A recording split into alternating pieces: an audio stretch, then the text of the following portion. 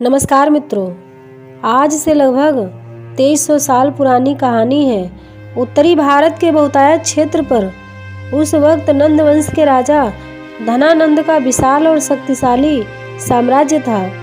लेकिन भारत का पश्चिमोत्तर क्षेत्र अभी भी छोटी छोटी असंगठित शक्तियों में बटा हुआ था और इसी बात का लाभ उठाते हुए भारत पर इस दौर में कुछ बड़े विदेशी आक्रमण हुए, जिनमें से पहले हम यूनान के विश्व विजयी के अभियान पर निकले सिकंदर और उसके भारत पर आक्रमण की कहानी को विस्तार से समझने की कोशिश करेंगे।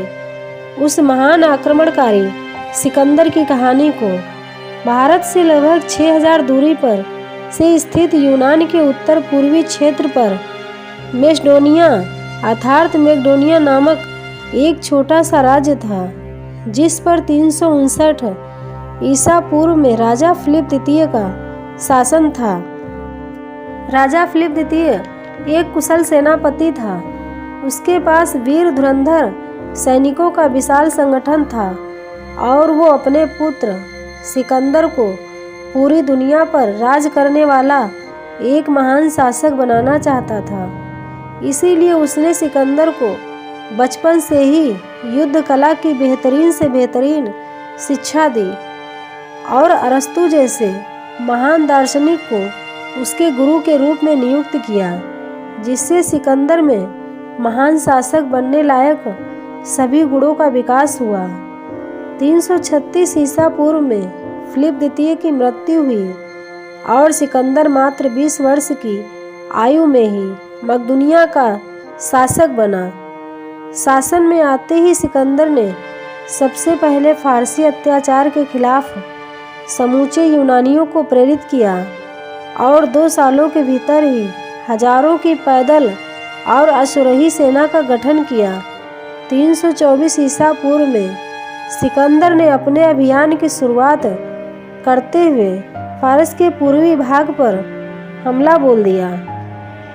फारसी सेना दुनिया की सबसे बड़ी और ताकतवर सेना होने के बावजूद भी सिकंदर के बुलंद हौसले से अद्भुत युद्ध नीति और अदम्य साहस ने उनके हौसलों को पस्त कर दिया। 334 ईसा पूर्व से लेकर 330 ईसा पूर्व के बीच सिकंदर खूंखार आंधी के सामने फारसी सेना ने घुटने टेक दिए और आखिरकार 330 ईसा पूर्व में सिकंदर ने फारसी सम्राट दारा द्वितीय को अरबिला युद्ध में परास्त कर अपना एकाधिकार प्रस्थापित कर दिया। केवल 25 साल के इस नौजवान के हाथों में अब यूनान के साथ साथ एशिया, सीरिया, मिस्र, पारसी, अफगानिस्तान जैसे इतने विशाल भूमि पर फैला हुआ एक बहुत बड़ा साम्राज्य था। लेकिन विश्व विजय के अभियान पर निकला सिकंदर अभी भी रुकने का नाम नहीं ले रहा था। अब उसका अगला लक्ष्य था दुनिया का आखिरी छोर अर्थात भारत। 326 ईसा पूर्व में खैबर दर्रा के रास्ते हिंदकुश पर्वत को लांघते हुए सिकंदर ने अपनी विशाल सेना के साथ भारतीय भूमि पर अपना पहला कदम रखा। लेकिन यहाँ पर आते ही यहाँ की छोटी छोटी जनजातियों ने सिकंदर की सेना को भारी मुश्किल में डाल दिया। जनजातियों के छापामार युद्ध ने उन्हें इतना परेशान किया कि लगभग 1 महीने तक वे उनमें ही उलझते रह गए। उस वक्त भारत के सीमांत क्षेत्र पर अश्वक नाम का एक छोटा सा गणराज्य था, जिसकी राजधानी मशक थी। सिकंदर की सेना ने मशक को कुचलने के लिए उन पर भारी हमला बोल दिया। मशक की रानी कृपा के नेतृत्व में वहाँ की स्त्रियों ने शस्त्र धारण किए। यूनानी लेखकों ने मशक की रानी को क्ल्यूकिस नाम से पुकारा है। उनके विवरण से हमें यह पता चलता है कि सिकंदर की सेना ने मशक की समस्त स्त्रियों को मौत के घाट उतार दिया था। सिकंदर के इस भीषण नरसंहार के बाद तक्षशिला के राजा ने तुरंत ही आत्मसमर्पण कर दिया और वे सिकंदर के इस अभियान में उसका सहयोगी बन गया। अब सिकंदर ने आगे बढ़ते हुए पंजाब की भूमि पर जा पहुंचा।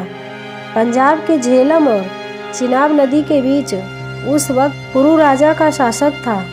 पुरु राजा ने सिकंदर के आत्मसमर्पण के प्रस्ताव को ठुकरा दिया और उसे झेलम नदी के तट पर युद्ध के लिए ललकारा।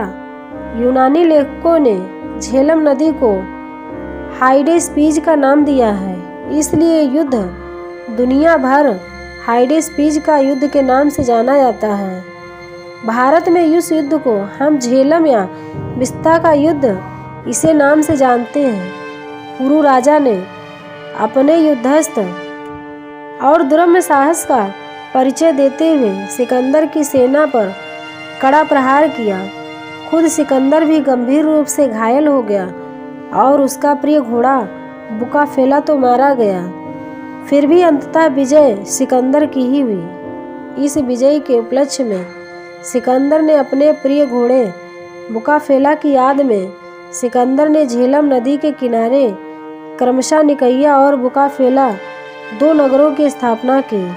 पुरु राजा की इतने बड़े प्रतिरोध के पश्चात सिकंदर की सेना के हौसले अब पस्त हो चुके थे। ब्यास नदी के किनारे आते ही सिकंदर की सेना ने नदी को पार करने से मना कर दिया। भारत को जीतने के लिए उन्हें अभी भी मगध की विशाल सेना का सामना करना था। मगध पर उस वक्त शक्तिशाली सम्राट धनानंद का शासक था, जिसके पास लाखों पैदल, हजारों अश्वरोही और सैकड़ों युद्ध कुशल हाथियों की महाशक्तिशाली सेना थी।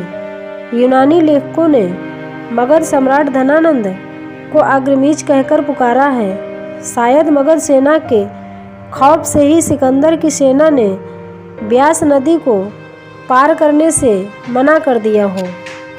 सिकंदर ने ब्यास नदी के पश्चिमी तट पर खड़ी अपनी सेना में साहस भरने और उसे उत्तेजित करने का भारी प्रयास किया, लेकिन लगातार 9 साल अपने घर परिवार से हजारों किलोमीटर आए अपने सैनिकों को सिकंदर नहीं मना पाया और 19 महीनों तक भारतीय भूमि पर रहने के बाद सिकंदर 325 ईसा पूर्व में घर वापसी की यात्रा पर निकल पड़ा। लेकिन घर वापसी की यह यात्रा सिकंदर के लिए बहुत ही दुर्भाग्यपूर्ण साबित हुई। 330 ईसा पूर्व में बेबीलोन पहुंचते ही सिकंदर गंभीर रूप से बीमार पड़ गया और मात्र अपनी 35 वर्ष की आयु में ही सिकंदर की मृत्यु हो गई। सिकंदर का विश्व विजेता बनने का सपना हमेशा हमेशा के लिए सपना ही रह गया। सिकंदर की मृत्यु के पश्चात उसका विशाल साम्राज्य तुरंत ही बिखर गया, लेकिन भारत पर उसके आक्रमण के परोक्ष परिणाम हमें लंबी अवधि तक देखने को मिले। सिकंदर के इस आक्रमण ने भारत के असंगठित शासकों के संगठित होने के लिए मजबूर किया। परिणाम स्वरूप बाद में मगध के मौर्य शासकों ने भारत की पश्चिमोत्तर सीमा की तरफ अधिक ध्यान देते हुए उसे अधिक से अधिक मजबूत बनाने के लिए प्रयास किया।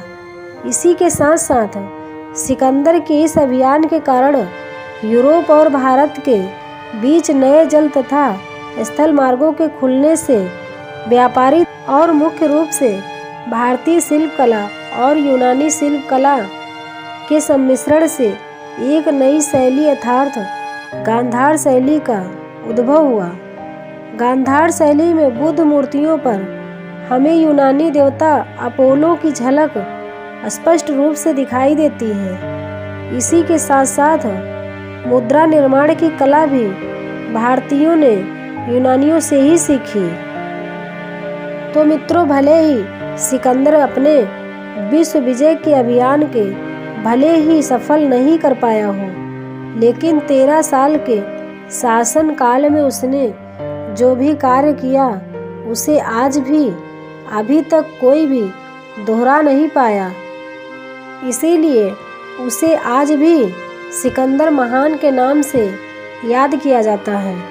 मित्रों, यह जानकारी अगर आप लोगों को अच्छी लगे तो हमारे चैनल को लाइक और सब्सक्राइब कीजिएगा।